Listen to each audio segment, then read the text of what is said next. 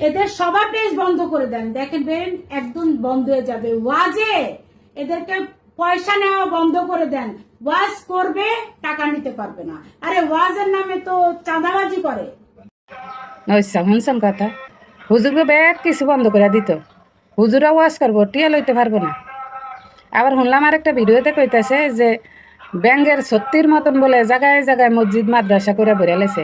আবার হুজুরা ওয়াজ করবো মসজিদের ভিতরে, বাইরের মানুষে যে না শুনে, মানে হেরা একলা একলা ওয়াজ করতো। হেরা একলা একলা ওয়াজ করলে এই ওয়াজ শুনবো কে? হ্যাঁ, ইসলামের দাওয়াত ব্যাকের মধ্যে বুঝাইতে হইব না? হেরা ইসলামের দাওয়াত দিব ওই আজানতে শুরু করে, হ্যাঁ, কোরআন সুন্নাহ যত কাম করব, হুজুর করে কোনো টিয়া পয়সা যে কেউ না দেয়, হুজুরা যেন টিয়া পয়সা না নেয়। তাই হুজুরা খাইব কি? হুজুরা খাইবটা কি? হ্যাঁ, এই মাতারের বাপ দাদা 14 গোষ্ঠী কি হুজুরকে সংসারের দায়িত্ব লইব, বরণ পোষণ দিব? হ্যাঁ, হুজুরকে যদি কেউ টিয়া পয়সা না দেয়, হ্যাঁ, হেরা হেরা কি খায় বাঁচবো? হ্যাঁ গো, বউ ফলান সংসার আছে না? এটি কোনো কথা? সুস্থ মানুষের কথা? এই মাতারির মাথার মধ্যে কি কোনো গিলুমিলু মজক মজক কিছু আছে? হ্যাঁ, এতে এটি কি কয়?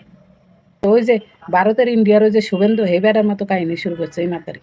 এই মাতারি কি মুসলমানের সন্তান না? এই মাতারি এদিকেই কয়, এমন করে কথা কয়, মানে মানুষের উৎসাহিত করে যাতে মানুষ ইসলামতে বাইর হয়ে যায়, ধর্মের প্রতি আস্থা বিশ্বাস কোনো কিছু না রাখে।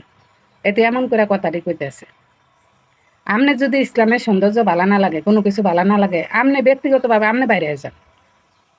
ইসলাম তো জোর করে কেউ ধর্মে টিকে রাখতে চায় না, জোর করে না।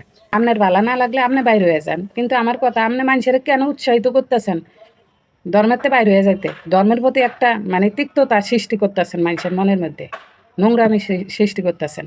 হ্যাঁ, এটা কি কোনো মানুষের কাম?